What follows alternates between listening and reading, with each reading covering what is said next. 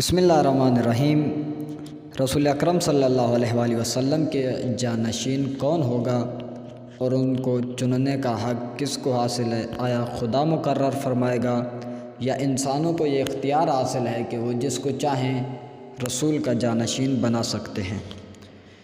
اس کے حوالے سے تاریخ کے اندر بہت سے واقعات نقل کیے گئے ہیں اور رسول اللہ صلی اللہ علیہ وآلہ وسلم کی احادیث مبارکہ بھی موجود ہیں۔ ایک واقعہ جو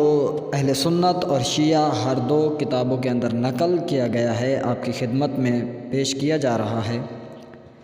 یہ واقعہ اس دور کا ہے جب رسول اکرم صلی اللہ علیہ وآلہ وسلم مکہ میں ہی ہوا کرتے تھے۔ قریش ان کی تبلیغ میں ہر قسم کی رکاوٹیں ڈالتے، بہت ہی مشکل حالات تھے، لیکن یہ لوگ محترم مہینوں میں تو رسول اکرم صلی اللہ علیہ وآلہ وسلم کے مزاحم نہیں ہوا کرتے تھے، یعنی ان کو فقط جسمانی تکالیف نہیں پہنچاتے تھے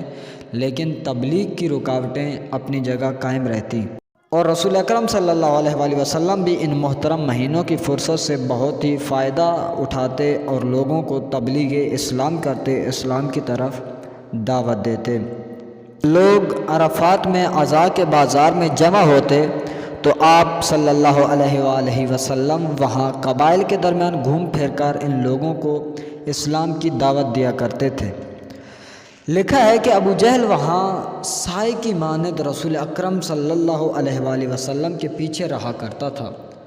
اور جو ہی پیغمبر جو بات فرماتے، جو ارشاد فرماتے تو یہ فوراً کہتا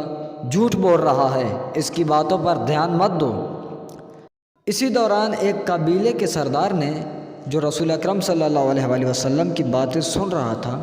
اس نے اپنی قوم سے کہا کہ اگر یہ شخص ہم میں سے ہوتا تو لَأَقَلْتُ بِهِ الْعَرَبَ، میں اس کی اندر اس قدر صلاحیت دیکھ رہا ہوں، اس قدر اس کے اندر جرأت دیکھ رہا ہوں کہ میں اس کے ذریعے سے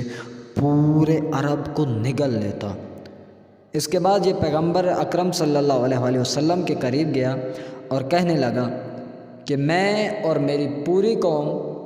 آپ پر ایمان لانے کے لیے حاضر ہیں، لیکن ہمارے ایمان لانے کی ایک شرط یہ ہے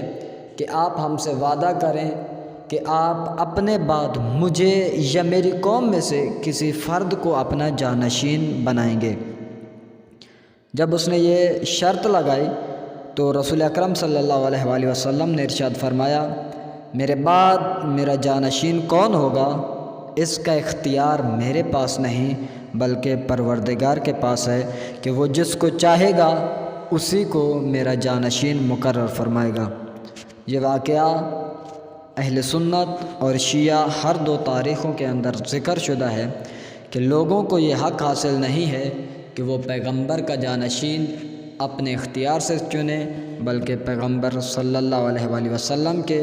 فرمان کے مطابق فقط اور فقط یہ حق پروردگار عالم کو حاصل ہے کہ وہ جس کو چاہے گا رسول کا جانشین مقرر فرمائے گا۔